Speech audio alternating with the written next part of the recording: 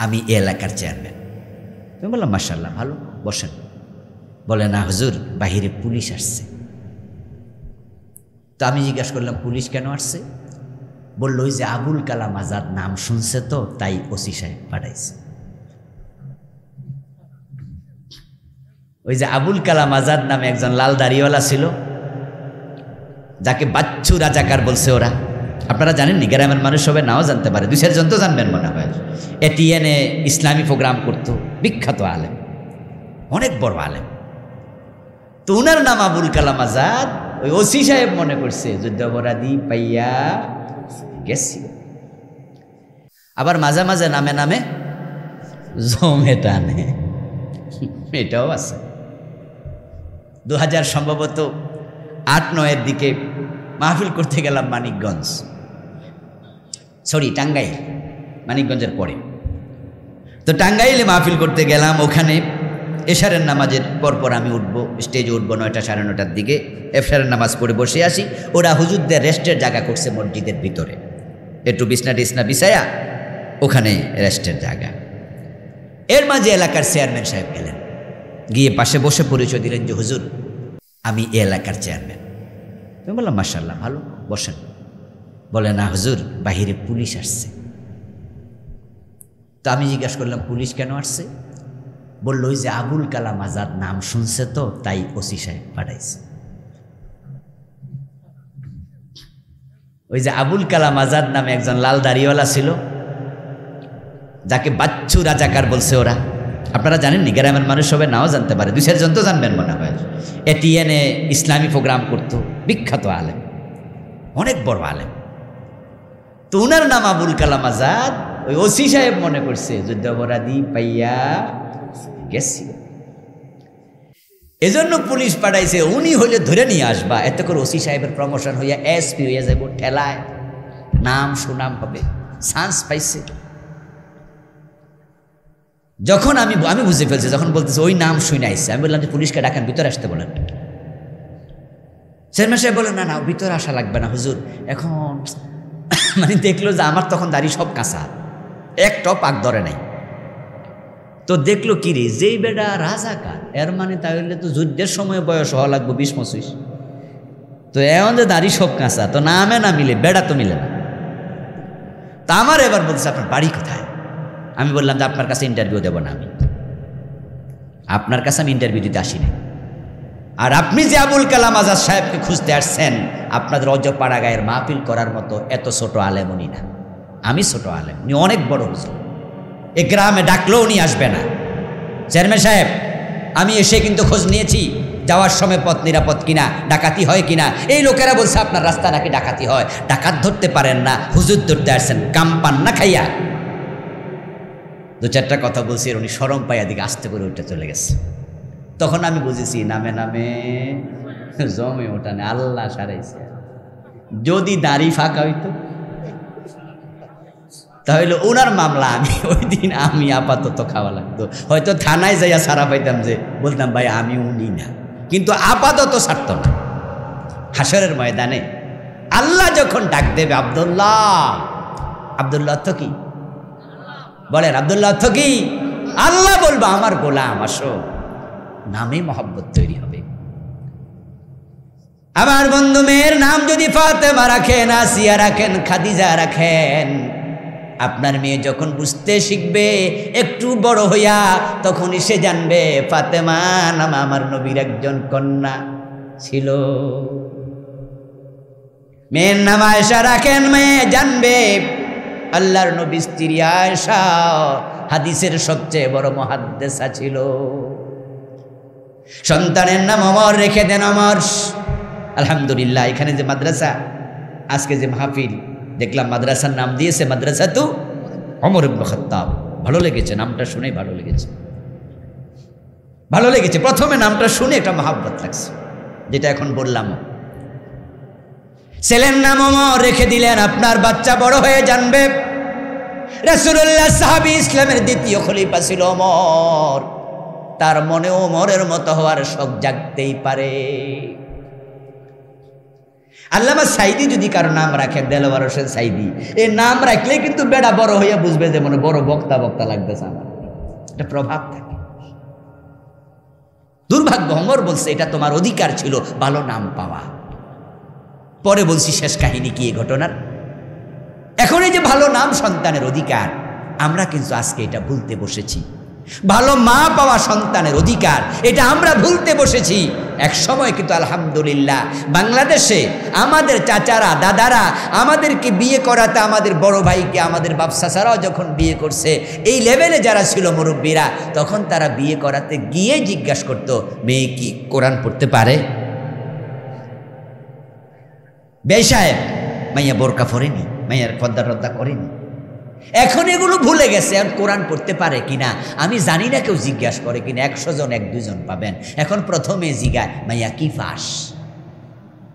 সবাই পাস নিয়ে ব্যস্ত, দিগের কথা বলে গেছে। আমার দোস্ত মেয়ে পর্দা করে কিনা প্রশ্ন তো হই না। এখন পর্দানশীল নারী পাওয়া বড় কঠিন। শুধু মহিলা মাদ্রাসাগুলো থাকার কারণে ভাগ্য ভালো, মাদ্রাসায় মেয়ে পড়ার সুযোগ থাকার কারণে রাস্তায় বোরকাওয়ালা মেয়ে দেখা যায়। যদি মহিলা মাদ্রাসা না থাকতো, বোরকাওয়ালা মাদ্রাসায় পড়ার ব্যবস্থা না থাকতো, তাহলে শুধু হাই স্কুল কলেজে যেভাবে চলছে মেয়েরা, তাহলে বোরকাওয়ালা মেয়ে রাস্তায় পাওয়া কঠিন হয়ে যেত। ঢাকা শহরে মাঝে মাঝে গুলশান বনানী গেলে মনে হয় এটা বাংলাদেশ মুসলমানের দেশ, সন্দেহ হয়। ওড়নাটাই গায়ে নাই, ওড়নাই নাই, টি শার্ট গায়ে দিয়া, গেঞ্জি গায়ে দিয়া বাবার সাথে মেয়ে সকালবেলা জগিং করতেছে। ইয়াং মেয়ে, জিন্সের প্যান্ট, শক্ত প্যান্ট পরা, টি শার্ট পরা মেয়ে হাঁটতেছে, শার্ট গায়ে দিয়া হাঁটতেছে। ও আমার দোস্ত, ভালো মেয়ে আসমান থেকে আসবে না। আমার সামনে যারা আপনারা বসে আছেন, আপনাদের মেয়েকে আপনারাই ভালো বানাতে হবে। আপনার মেয়ে যদি ফাতেমার মতো হয়, পর্দানশীল হয়, তাহলে আপনার মেয়ের পেট থেকে হাসান হোসাইনের মতো নাতির জন্ম হবে। আপনার মেয়ে যদি ফাতেমার মতো হয়, তাহলে হাসান হোসাইন আসবে। আর আপনার মেয়ে যদি উল্টা পাল্টা চলে, তাহলে এরশাদ শিকদার আসবে, ওই ডিপজল আসবে, ঐশীদের জন্ম হবে। প্রিয় ভাই, হযরত ওমর বললেন যে তুমি ভালো নাম পাওয়ার অধিকারী ছিলে। এখন তো নামের ক্ষেত্রে দৈন্যতা চলছে, আমরা সবাই আধুনিক নাম খুঁজতেছি। আধুনিক নাম খুঁজতে খুঁজতে এমন নাম রাখে যে নামের অর্থ জানে না, কিন্তু ইংরেজ ভাব। আর কিছু উদ্ভট নাম, আকাশ, বাতাস, ঝড়, তুফান, নাম রাখছে সাগর, বৃষ্টি, মেঘলা, নাম রেখেছে ক্যাপসন। ক্যাপসুল মেশিনের নাম হয় আগুন। আগুন, আগুন নামে আছে না আগুন? আচ্ছা, যার নাম আগুন সে জ্বালাবে না, কি করবে বলেন তো? জ্বালাবে তো। ম্যাগাজিনে পড়লাম, রাস্তায় মাস্তানি করছে রাতের বেলায়, পুলিশ ধরে নিয়ে গেছে 500 টাকা। ধরে নিয়ে পুলিশ ওদেরকে রাতের বেলা রেখে দিল তার গারদে। সকালবেলা বাবারে খবর দিয়ে বলছে, যেগুলা দিয়ে দাও, আপনার ওই যে সাদা কাগজে বনসই দিয়ে যান যে আপনার ছেলে রাতের বেলায় রাস্তার মোড়ে দাঁড়িয়ে মাস্তানি করবে না, সিগারেট টানতেছে, 5-7টা হইছে করতেছে। লাস্টে একটা পড়ে গেছে, এটার নাম জিজ্ঞাসা, তোর নাম কি? আমার নাম বুলেট। ওসি সাহেব তার বাবারে ডাক দিছে, ডাক দিয়া কয়েছে, এই এদিকে আসেন, বসেন, ছেলের নাম কি? কয় বুলেট। ওসি সাহেব বলতেছে, সেন্ট্রি, কনস্টেবল, ছেলেরে বাইর কর, বাবারে গারদে ঢুকে। এখন বুলেটের বাবা কয়, আমার দোষ কি স্যার? আপনার দোষ নাই, ছেলের নাম যদি বুলেট রাখেন হে তো মাস্তানি করবে নাকি?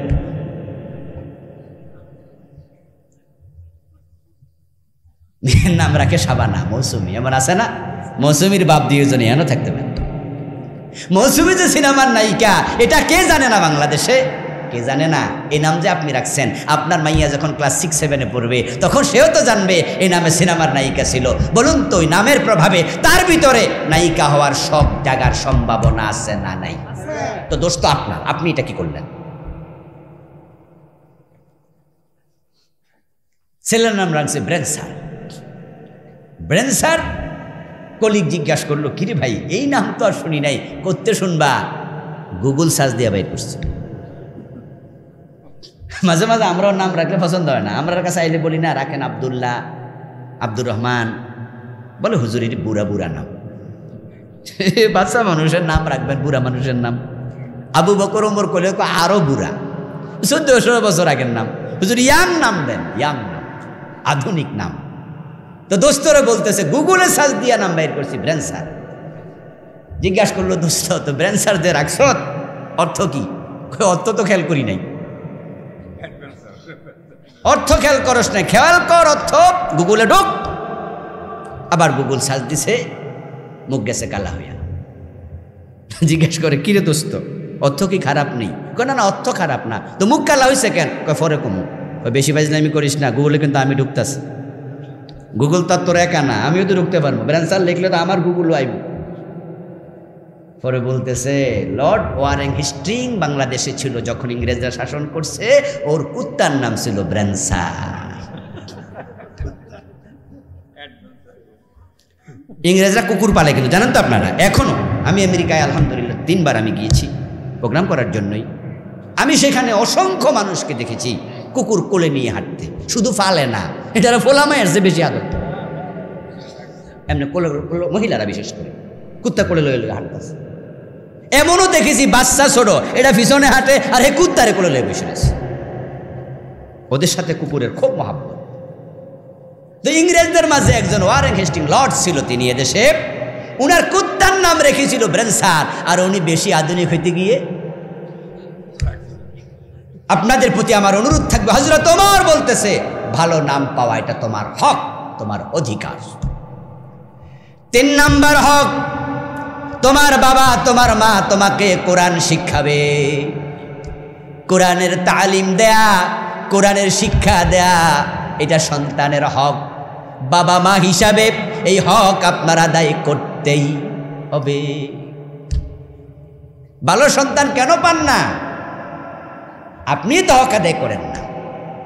খালিদ বিন ওয়ালিদ রাদিয়াল্লাহু তাআলা আনহু বলছে উমিরনা আন নুআল্লিমা আওলাদানা আর-রামিয়া ওয়াল কুরআন। খালিদ বিন ওয়ালিদ বলেন আমরা আদিষ্ট হয়েছিলাম, প্রিয় নবীজি বলেছে সন্তানকে 2টি শিক্ষা দেবেই, একটা হলো কোরআন আর একটা হলো তীর কিভাবে চালায়, যুদ্ধবিদ্যা। আরব দেশের মানুষেরা যুদ্ধবিদ্যায় পারদর্শী ছিল, আর ওদের দেশে যুদ্ধ বরাবর হতো, কথায় কথায় লাগতো। এজন্য গোত্র বাঁচাতে হলে, নিজের ইজ্জত বাঁচাতে হলে যুদ্ধ শিখতে হবে, তীর বিদ্যা শিখাও। ভাববেন না যে স্বাধীন হয়ে গেছেন, এটা আমরা ঠেলা ছোট কইলাই আর কি। এরপর একটু মজা লাগে তো, কারণ একটু আগের থেকে একটু ভালো আছি তাই কই আর কি, যে আমরা এখন স্বাধীন। আসলে আমাদের কপালে স্বাধীনতা ছিল না। 47-এর আগে ছিলাম ইংরেজদের অধীন। নবাব সিরাজউদ্দৌলার পরাজয়ের পর থেকে আমাদের স্বাধীনতা বিলুপ্ত হয়েছে। 190 বছর আমরা ইংরেজদের গোলামি করেছি। 1757 খ্রিস্টাব্দের পলাশির আম্রকাননে নবাব সিরাজউদ্দৌলার পরাজয়ের মাধ্যমে স্বাধীনতার সূর্য অস্তমিত হয়ে গিয়েছিল। 190 বছর পরে 1947-এ আমরা স্বাধীন হলাম, পাকিস্তান হয়েছে। কিন্তু যদি স্বাধীনই হতাম, 71-এর যুদ্ধের প্রয়োজন ছিল কি? আসলে আমরা পাকিস্তানের অধীন হলাম, আমরা স্বাধীন হইনি। তাই তারা আমাদের উপর নিষ্পেষণ চালিয়েছে। বাংলাদেশে তৈরি হতো এমন জিনিস ছিল যেটা আবার করাচি গিয়া সিল মারত, ওখান থেকে আবার বাংলাদেশে আসতো। আমাদের মূল্য বেশি দিত। পাকিস্তানিরা আমাদেরকে 2য় শ্রেণীর নাগরিক মনে করত। 71-এ লাগলো আবার স্বাধীন হওয়ার যুদ্ধ, হলো 71-এ স্বাধীনতা। এবার চলে গেলাম পাকিস্তান থেকে ইন্ডিয়ার অধীন। এখন ইন্ডিয়া যা কয় এখানে তাই হয়। 5ই আগস্টের আগ পর্যন্ত ইন্ডিয়ার কথা মতো বাংলাদেশ চলেছে দীর্ঘ 53 বছর। যত সরকার এসেছে ইন্ডিয়ার কথার বাইরে চলতে পারেনি। ইন্ডিয়া শেখ হাসিনাকে রেখেছিল, রাখতে চেয়েছিল, কিন্তু পোলাপানের বিষ তুলে পালাতে বাধ্য হলো। এখন আফগান সরকারের সাথে আমেরিকা ঘোষণা করেছে তাদের সাথে কাজ করতে আমরাও রাজি আছি। প্রমাণ হলো ঠেলার নাম আফগানরা কেন পেরেছে? ওই যে বলেছি তারা আকিকার অনুষ্ঠানে রাইফেল হাদিয়া দিত। এই জন্য বলে পৃথিবীর সব দেশের মায়েরা সন্তান জন্ম দেয়, আফগান মায়েরা মুজাহিদের জন্ম দেয়। সেই ইহুদি ছিল না, তার মা বাবা তাকে ইহুদি বানাইছে, আও ইউনাসসিরানিহি, সে খ্রিস্টানও ছিল না, জন্মের সময় খ্রিস্টান ছিল না, তার মা বাবা তাকে খ্রিস্টান বানাইছে। আও ইউমাজ্জিসানিহি, যারা আগুনের পূজা করে, অগ্নি পূজক। রাসূলুল্লাহ বলে জন্মের সময় অগ্নি পূজকও ছিল না, তার মা বাবা তাকে অগ্নি পূজক বানাইছে। তাহলে সন্তান যে কাফের হয়, কাফের হওয়ার পিছনে মা বাবার ভূমিকা আছে না নাই? হ্যাঁ, এটাই সত্য, এটাই সত্য, এটাই সত্য। আপনারা নিজের বাসায় একটু দেখবেন, বাবা যদি নামাজি হয়, মা যদি নামাজি হয়, মা যখন নামাজে খাড়ায়, বাবা যখন নামাজে খাড়ায়, দেখবেন যে হাফ প্যান্ট পরা অথবা না পরা ও 1.5 বছর 2 বছরের ছোট বাচ্চা হে পাশে আইসা ল্যাংটা রুকু সেজদা শুরু করে। আপনার নাতি নাত করে দিকে খেয়াল করবেন, দেখবেন যে হে আপনার পাশে খাড়াইয়া আপনার দিকে চাইতেছে, ফলো করছে। মা যদি সন্তানকে কোলে নিয়ে কোরআন পড়ে, ওই 6 মাস 8 মাস 10 মাস বয়সী বাচ্চা মায়ের কোলে বসে বসে ডেপ ডেপ করে কোরআনের পাতার দিকে তাকায় এবং মাঝে মাঝে হাত দিয়া কোরআন ধরতে চায়। আর মা যদি কোলে নিয়ে নাটক দেখে, সিনেমা দেখে, জি বাংলা স্টার জলসা দেখে, ওই ছোট কোলে দিয়ে বসে বসে সিনেমা দেখতে শুরু করে। এখন আপনার সন্তান কোরআন দেখবে না সিনেমা দেখবে, এটা আপনার হাতে ছেড়ে দেয়া হয়েছে। সে মসজিদে গিয়ে নামাজ পড়বে, আপনার হাতে ছেড়ে দেয়া হয়েছে, আপনাকে দেখে নামাজ পড়বে। আর যদি মা মূর্তি পূজক হয়, যখন দেবীর সামনে গিয়ে, দুর্গার সামনে গিয়ে নম নম নম বাংলাদেশ মম, যখন হাতের ফুল দিয়া দুর্গা দেবীকে মুছে দেয়, দুর্গার সামনে মাথা নত করে, ওই পিচ্চি বাচ্চাও মাকে দেখে দেখে মূর্তি পূজক হয়ে গেছে। এজন্যই তো মা বাবা যদি সন্তানকে কোরআন শিখায়, ইসলামের পথে রাখে, পুরস্কারটা হাদিসে কোরআনের পাঠকের কথা বলেনি, বলছে মা বাবার মাথায় নূরের তাজ। আচ্ছা, আমাদের দেশে যে চাকরি বাকরি আমরা করি, চাকরি করে ছেলে, বেতন পায় বাপে, এরকম কোনো চাকরি আছে নাকি বাংলাদেশে? শুনছেন? নিয়ম হলো চাকরি করবে যে, বেতন পাবে সে। এই হাদিস হলো যে কোরআন পড়ে এবং কোরআন মানে, তার মা বাবার মাথায় নূরের তাজ। তা আমি পড়ে একটু অবাক হইলাম, পড়লো কেডা আর পুরস্কার পাইল? চাকরি করলাম আমি, পুরস্কার পাবো আমি, এটাই তো নিয়ম। কিন্তু কোরআন পড়লাম আমি, কোরআন মানলাম আমি, রাসূল কয় পুরস্কার দেয়া হবে আমার মা বাবার মাথায় নূরের তাজ। কারণটা কি? এবার কারণ শুনুন দোস্ত।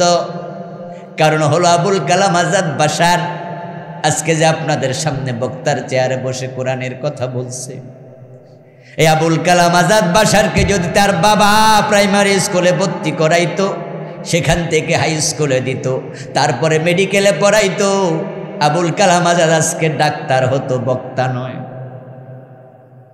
যদি আমাকে ইঞ্জিনিয়ারিং বিশ্ববিদ্যালয়ে পড়াতো, আমি ইঞ্জিনিয়ার হতাম, কোরআনের আলেম নয়, বক্তা নয়। যদি ঢাকা ভার্সিটি পড়াইতো, আমি প্রফেসর হতাম, কোরআনের আলেম নয়, বক্তা নয়। তাহলে আজকে যে আমি কোরআনের কথা বলছি, কোরআন আমল করছি, আলহামদুলিল্লাহ, আমার বাবার ভূমিকা আছে না নাই? আমার বাবাই তো আমারে মাদ্রাসায় ভর্তি করাইছে। এখন আমরা সন্তানকে যত্ন না নিয়ে পরে শুধু দোষ দেই।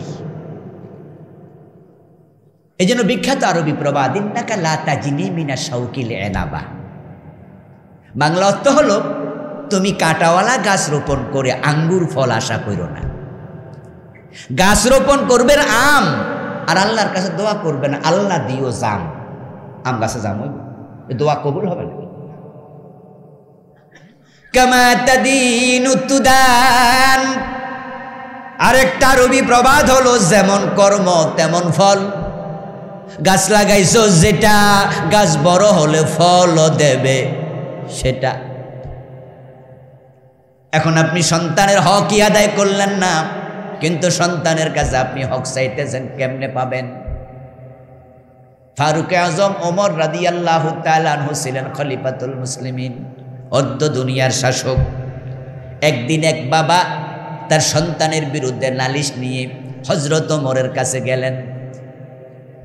ওমরের কাছে গিয়ে বললেন, ওমর ফারুক খলিফাতুল মুমিনিন, আমার সন্তান আমার কথা মানে না, কথা শোনে না, আপনি একটু তাকে ডেকে একটু ধমকায়া টমকায়া দেন, আপনারে খুব ডরায়।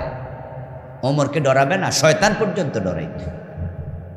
হযরত ওমর বলল, ঠিক আছে, আগামীকাল তুমি তোমার সন্তানকে নিয়ে আমার দরবারে এসো। তো সন্তানকে সাথে নিয়ে বাবা হযরত ওমরের দরবারে হাজির। ওমর রাদিয়াল্লাহু তাআলা আনহু হাতে একটা লাঠি নিলেন। এটা লাঠি নিয়ে বসে ছেলেকে আবার শাসাচ্ছে, এই ছেলে, বাবা বিচার দেয় কেন তোমার বিরুদ্ধে? যুবক ছেলে, কেন বিচার দেয়? কথা নাকি শোনো না? তো ছেলে বলছে, আমিরুল মুমিনিন, আসলে বাবার বিচারটা ঠিক, আমি আসলে বাবার অনুগত সন্তান নই। আমি চাই যে আমার বাবার কথা আমি মানি শুনি, কিন্তু কেন জানি পারি না। সিদ্ধান্ত নেই, পরে সিদ্ধান্ত আবার উল্টে যায়। তবে আমি একটু আগে আপনার কাছে জানতে চাই, আমার বাবা যে আমার কাছে হক দাবি করে, আচ্ছা আমার কি কোনো হক আমার বাবার উপরে নাই, ছিল না? এই বিষয়ে একটু আজ আমারে করেন তো, আমার বাবাও শুনুন বা আমিও বুঝি যে কেন সিদ্ধান্তে অটল থাকতে পারি না। আমিও চাই যে আমার বাবার কথা শুনি, কিন্তু পারি না, পরক্ষণ উল্টে যাই। হযরত ওমর বলে, হ্যাঁ, তোমার সন্তান হিসাবে প্রথম হক ছিল ভালো মা পাওয়া, কারণ মায়ের চরিত্র সন্তানের উপরে তির্যকভাবে প্রভাব বিস্তার করে। মা হয় যেমন, সন্তানও হয় তেমন। আমরা যে ভাষায় কথা বলি এটাকে কি ভাষা বলে? মাতৃভাষা। মাশাআল্লাহ, কি ভাষা বলে? আমাদের বাংলা হলো মাতৃভাষা। সৌদি আরবের মাতৃভাষা কি বাংলা? ওদের মাতৃভাষা আরবি। চায়নার মাতৃভাষা চাইনিজ, আমেরিকার মাতৃভাষা ইংরেজি। আমাদের মুখের এই ভাষাকে মাতৃভাষা বলে কেন? ফিতরি ভাষা কইতে পারে না? আমাদের বাবাও বাংলায় কথা বলে, মাও বাংলায় কথা বলে, তো বাংলাকে ফিতরি ভাষা কইতে কোনোদিন শুনছেন না? কারণটা কি? কারণটা কি? কারণ আমরা মূলত বাবা থেকে ভাষা শিখি না, আমরা ভাষা শিখি মা থেকে। কারণ মায়ের কোল আমাদের সবচেয়ে বড় বিশ্ববিদ্যালয়। বলুন তো, আমাদের জীবনটা, আমাদের বাল্যকালটা মায়ের কোলে বেশি ছিল না বাবার কোলে? দুধ খাওয়াইছে কেডা? আদর যত্ন সবচেয়ে বেশি কে করছে? বাবারা রিক্সা চালাইছে, কৃষিকাজ করছে, চাকরি করছে, ব্যবসা করছে। যেমন আমরা পুরুষ মানুষ, আমিও তো 24 ঘন্টার মাঝে বলা চলে 6 ঘন্টা 4 ঘন্টা ছাড়া বাকি 20 ঘন্টায় বাইরে থাকি। তো আমার বাচ্চাগুলো কার হাতে মানুষ হচ্ছে? তো চরিত্র কি আমারটা পাবে নাকি? মায়ের কোলে সন্তান বেড়ে ওঠে, মায়ের কথাই শিখে। মা যদি ইংরেজিতে কথা বলে বাচ্চা ইংরেজ হবে, মা আরবিতে কথা বললে বাচ্চা আরাবিয়ান হবে, মা বাংলায় কথা বললে বাচ্চা বাঙালি হবে। এই জন্য মায়ের প্রভাব বেশি, মায়ের চরিত্রের প্রভাবও পড়বে তেমন। মায়ের পেট হলো সন্তানের জন্য একটা ফ্যাক্টরির মতো। এই যে আমরা চানাচুর খাই, চানাচুর কি হাতে বানায় নাকি এখন?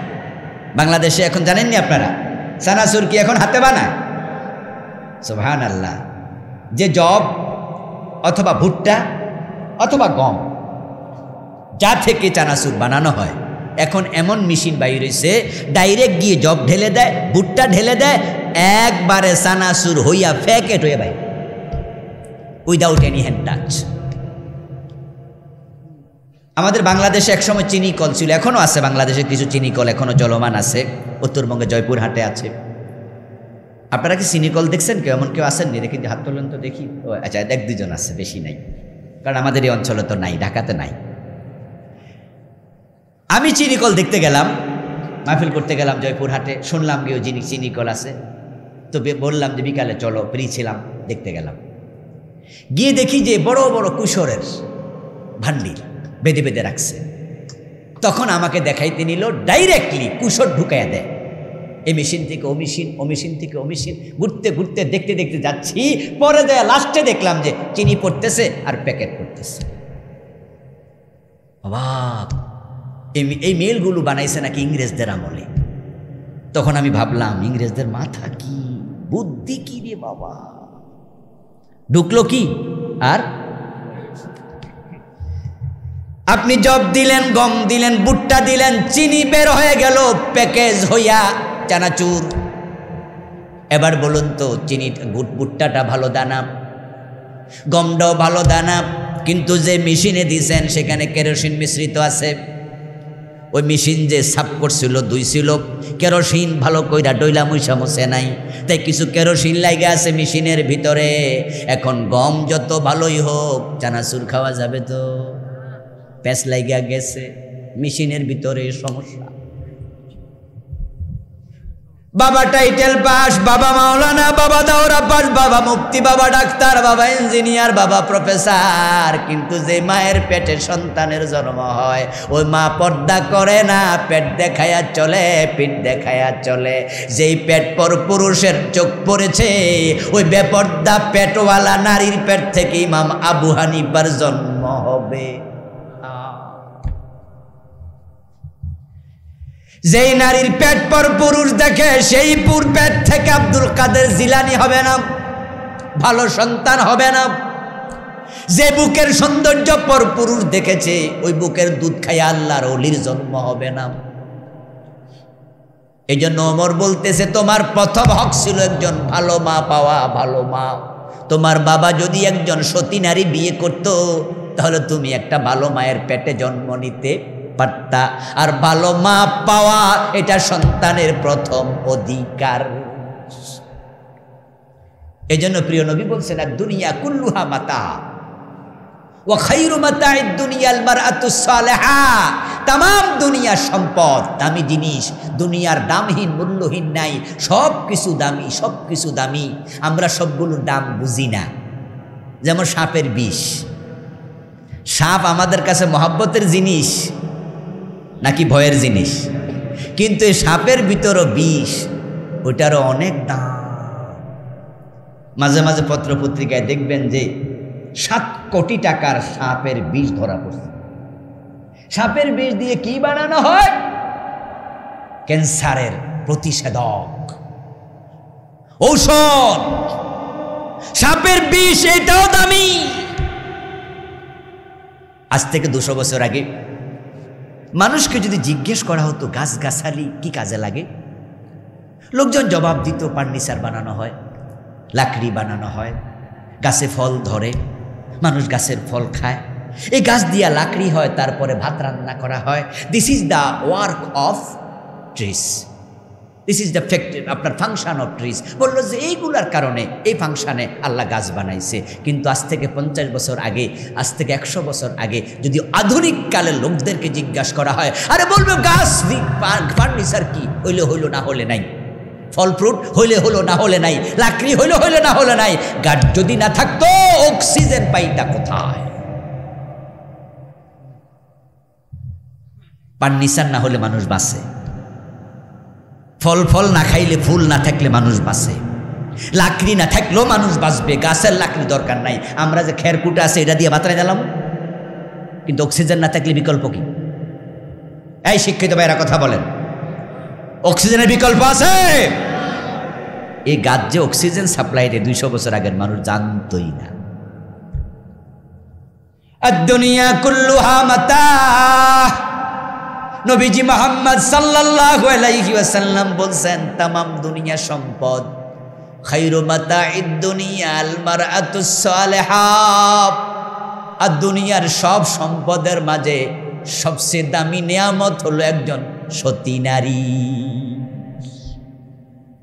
একজন সতী নারী। খনির মাঝে স্বর্ণ পাওয়া যায়, স্বর্ণের খনিতে, খনি থেকে স্বর্ণ আসে, খনি থেকে দস্তা আসে, তামা আসে, গ্যাস আসে, আপনার কেরোসিন আসে, খনি থেকে আসে। আর মায়ের পেট থেকে মানুষ আসে। মানুষ হচ্ছে সৃষ্টির মাঝে আশরাফুল মাখলুকা। এক একজন মানুষ স্বর্ণের খনির চেয়ে দামি। মায়ের পেটে ওই মানুষ পয়দা। হযরত ওমর বললেন যে তোমার প্রথম হক ভালো মা পাবে। 2 নাম্বার হক হলো তোমাকে তোমার মা বাবা জন্মের পর একটা ভালো নাম রাখবে, কারণ মানুষের জীবনে তার নামের প্রভাব অনেক বেশি। এই জন্য প্রিয় নবীজির কাছে যখন কেউ আসতো মুসলমান হওয়ার জন্য আল্লাহর হাবিব যখন দেখতেন তার নামটা ভালো না, তখন সাথে সাথে পরিবর্তন করে দিতেন। আমাদের দেশও যখন কোনো হিন্দু মুসলমান হয়, নাম কি আমরা আগেরটা রাখি? আমরা তাকে আগেই তো জিজ্ঞেস করি, এই ভাই আপনি যে মুসলমান হইবেন কি নাম চয়েস করছেন বলেন। এর মানে আমরা বুঝি যে আগের নামটা চলবে না। নামের প্রভাব আছে, শুধু দুনিয়ায় নয়, নামের প্রভাব আখেরাতে হবে। ক্বালান নবিয়্যু সাল্লাল্লাহু আলাইহি ওয়াসাল্লাম ইন্নাকুম তুদআউনা ইয়াওমাল কিয়ামা বিআসমাইকুম ওয়া আসমাই আবাইকুম ফাআহসিনু আসমাআকুম। রাসূলুল্লাহ বলছো, আমার উম্মত কিয়ামতের দিন আল্লাহ যখন তোমাদের ডাকবে, তখন তোমাদের এবং তোমাদের বাবার নাম ধরে ডাকবে। সুবহানাল্লাহ। আল্লাহ ডাক দেব নাম ধরে। সুতরাং নামটা সুন্দর করে রেখো, সুন্দর চাইয়া রেখো, নামের প্রভাব আছে। নাম যদি আব্দুল্লাহ হয়, আব্দুর রহমান হয়, আল্লাহ তো ডাকবেন, ও আমার বান্দা আসো। আপনি এখান থেকে গাড়িতে উঠে ঢাকা যাচ্ছেন, বাসে পাশের সিটে এক ভদ্রলোক বসা আপনার পাশেই। 2-4-5 মিনিট পরে তাকে বললেন যে ভাইজান কই যাবেন? বলে ঢাকায়। বাড়ি কই? নরসিংদী, মনোহরদী, অথবা আপনি কাপাসিয়া। কি নাম? বলে আমার নাম আবুল কালাম আজাদ। তা আমার নামের সাথে মিলার কারণে আমি কিন্তু মুস্কি হাসি দিয়ে বলবো, আরে আপনি তো আমার মিতা। খেয়াল করেন, এই যে নামটা যখন মিলছে তখনই ঘনিষ্ঠতা আস্তে করে বেড়ে যাচ্ছে। আরে ভাই আপনার নামও কি আবুল কালাম আজাদ? বলে হ্যাঁ আমিও আবুল কালাম আজাদ। যদি 6 মাস পরও দেখা হয় আর আমি আস্তে করে বলি এই ভাই ও আপনি, বলে হ্যাঁ। দেখেন নামের মিল। হযরত খালিদ বিন ওয়ালিদ বলেন, আমরা আদিষ্ট হলাম সন্তানদেরকে 2টি জিনিস শেখাতে। 1 নাম্বার কোরআন। কোরআন শেখানো বাবার দায়িত্ব, মায়ের দায়িত্ব। এখন বাংলাদেশের সন্তানরা কেন ভালো হয় না? কারণ তারা অধিকাংশ আল্লাহর কোরআন দেখে দেখো পড়তে জানে না। আমাদের প্রাইমারি স্কুলগুলোতে কত পার্সেন্ট সন্তান পড়ে? মাদ্রাসায় পড়ে কত পার্সেন্ট? আপনাদের টোটাল ক্যাপাসিটিতে প্রাইমারি সরকারি কয়টা আছে হিসাব করেন। সরকারি প্রাইমারি পাবেন 100-র বেশি কমপক্ষে, আর সরকারি ইফতেদায়ী মাদ্রাসা একটাও নেই, একটা সরকারি নেই। সারা বাংলাদেশে সরকারি কলেজ আছে 100-এর উপরে, ইউনিভার্সিটিও আছে এখন সরকারি 50-এর কাছাকাছি, কিন্তু সরকারি মাদ্রাসা আছে মাত্র 3টা। তো স্কুল কলেজগুলোতে সন্তানদের পার্সেন্টেজ যদি 80% স্কুলে পড়ে, মাদ্রাসায় পড়ছে মাত্র 20%। ওই 80% তাদের সিলেবাসে আল্লাহর কোরআনটা নাই। এই জন্য ইউনিভার্সিটি পড়ে MA পাস করে, কিন্তু দেখে দেখে কোরআন পড়তে পারে না, সিলেবাসে তো নাই। দোষ তো ওর না, দোষ তো সিলেবাসের। মেডিকেলে পড়ে ডাক্তার হয়, কত মেধাবী যারা মেডিকেলে টিকে, যারা ইঞ্জিনিয়ারিংয়ে বুয়েটে পড়ে, কুয়েট রুয়েটে পড়ে, কত মেধাবী। একজন ইঞ্জিনিয়ার কতটা বই পড়তে হয় পুরা জীবনে, 1 থেকে মাস্টার্স লেভেল পর্যন্ত, শেষ বর্ষ পর্যন্ত যতগুলো বই পড়লো, ওই বইগুলোকে একটার উপর একটা যদি রাখে মাথা পার হয়ে যাবে। এত বই মুখস্থ করলো, ইংরেজি অনর্গল কথা বলে ডাক্তার, ইঞ্জিনিয়ার, কিন্তু আল্লাহর কোরআনটা ছোট্ট একটি বই, এটা দেখে দেখে পড়তে পারে না। দোষ তার নয়, দোষ তার সিলেবাসের, কারণ সিলেবাসটাই বানাইছে কোরআন বাদ দিয়া। মুসলমানের দেশে এই সিলেবাস মানা যায় না, এটা মানা যায় না, এটা মানা উচিত না, এটা পরিবর্তন করার দাবি করা উচিত। আপনারা চুপ থাকেন কেন? দাবি আপনারা তোলেন। আল্লাহর জান্নাতে আপনাকে যেতে হবে। আলহামদুলিল্লাহ, আমার 4টা ছেলে, আমি 4টারে হাফেজ বানাইতেছি। অলরেডি 2টা হয়ে গেছে, 3য়টা চলছে। বড়টা 10 পারা করছে, 4টাই মাদ্রাসা পড়াইছে। সরকার না দেবে অসুবিধা না, আমি একা পড়াবো। আপনি তো পড়াচ্ছেন না, আপনি তো স্কুলে দিয়েছেন, সেখানে তো কোরআন নাই। আপনার সন্তান তো আল্লাহর কাছে আপনার বিরুদ্ধে মামলা দেবে যে আমার বাবা আমাকে কোরআন শেখায় নাই। আর যদি সিলেবাসটা এমন হতো, ক্লাস 1-এ কায়দা, ক্লাস 2-তে গিয়ে আমপারা, ক্লাস 3-তে গিয়ে 10টা সূরা সহ মুখস্থ করে দাও, 3, 4, 5, 6, 7, 8, 9, 10 পর্যন্ত 100 কোরআন 100 হাদিস স্কুলে ঢুকায়া দাও, কলেজে ঢুকায়া দাও। বাংলাও শিখবে, ইংরেজিও শিখবে, সাথে সাথে কোরআনের আলেমও হয়ে যাবে। একই খরচে আপনার সন্তান ইংরেজি, বাংলা, অঙ্ক একসাথে কোরআন শিখে ফেলত। এই সিলেবাসটা সরকার চাইলে 1 বছরে কায়েম করতে পারে, এবারই তো পারে। যদি সরকার এবার সিদ্ধান্ত নেয় যে আগামী সংসদ অধিবেশনে আমরা প্রাইমারি স্কুল থেকে কোরআন হাদিস পড়াবো, এমপিরা বলবে হ্যাঁ, এক সিদ্ধান্তে সব বাস্তবায়িত হবে। 1 2 জন করে টিচার ঢুকায় দেবে স্কুলগুলোতে, মাদ্রাসার মতো। মুক্তবে যেমন সকালবেলা যাওয়ার সময় সমস্বরে কোরআন পড়তে শুনি, প্রাইমারিতে কোরআন ঢুকিয়ে দাও। স্কুলের পাশে রাস্তা দিয়ে যাওয়ার সময় প্রাইমারি থেকে কোরআন শোনার আওয়াজ আসবে, কোরআন পড়ার আওয়াজ শুনতে পাবে।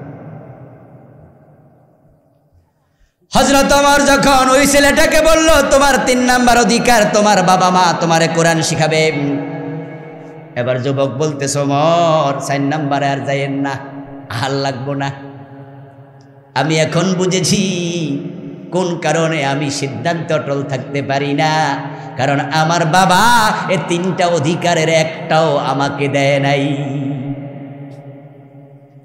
আপনি বলছেন প্রথম অধিকার ভালো মা পাওয়া।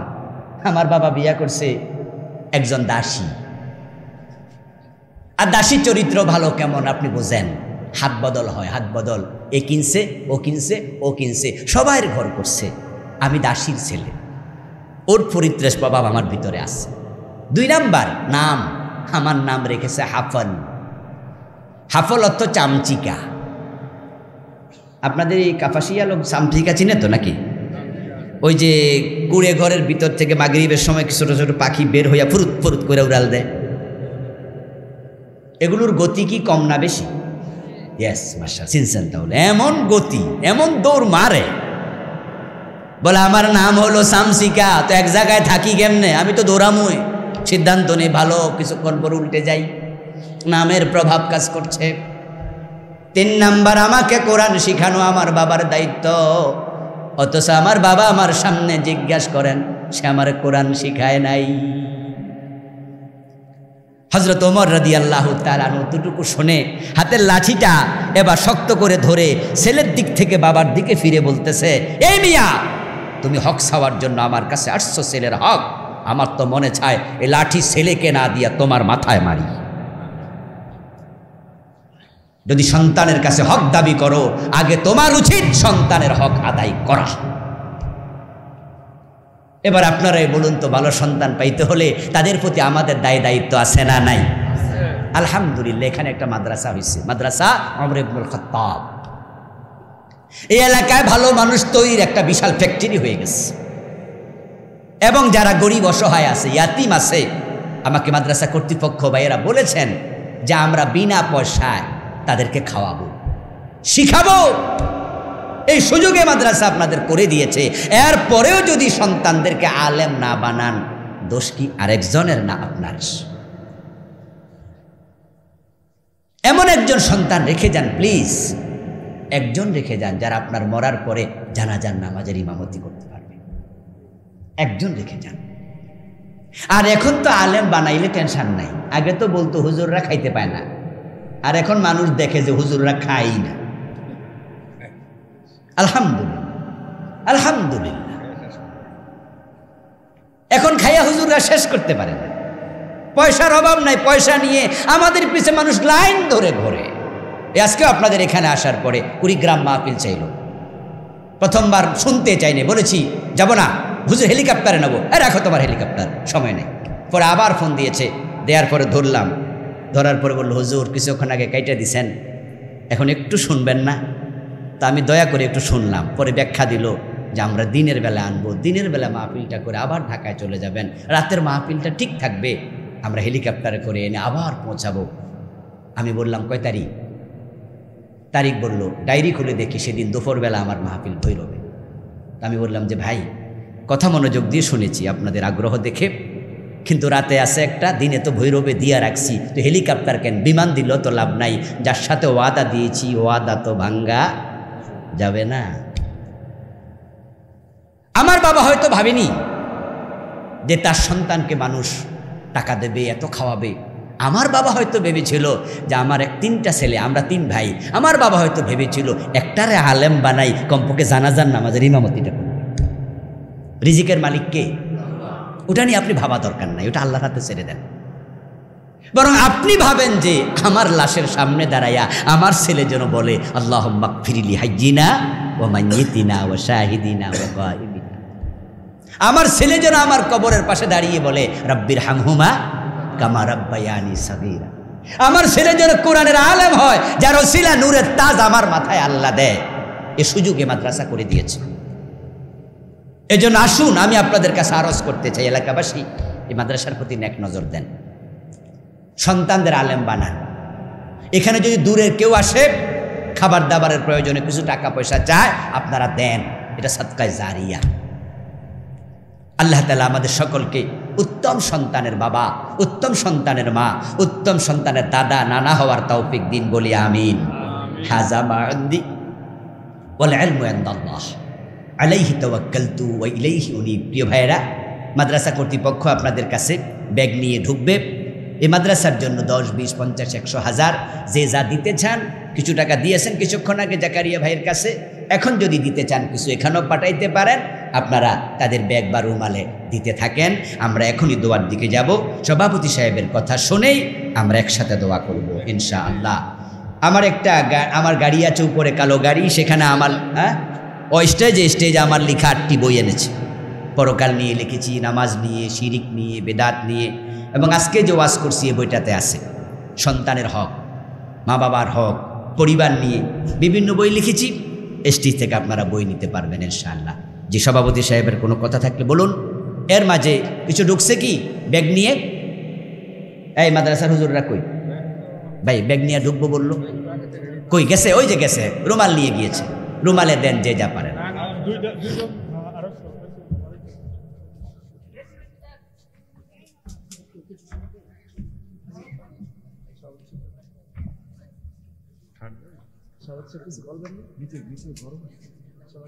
চিনি দিছে যাব না।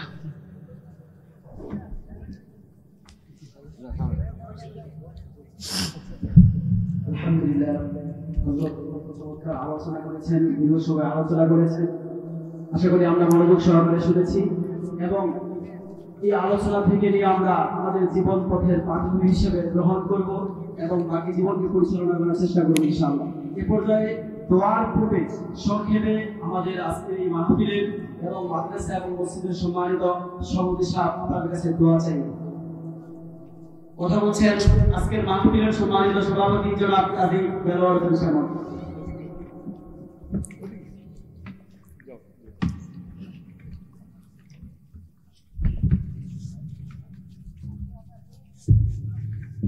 আসসালামু আলাইকুম ওয়া রাহমাতুল্লাহ। দেন, এটা আপনারা গিফট দিয়ে এখানে অনেক কথা হয়ে গেছে,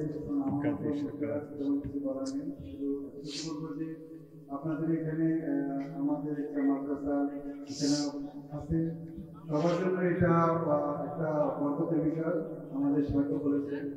তো আশা করি আমাদের মাদ্রাসাতে আপনাদের ছেলেদেরকে দিতে পারবেন, যাদের সামর্থ্য আছে তারা খরচ দিতে পারবেন।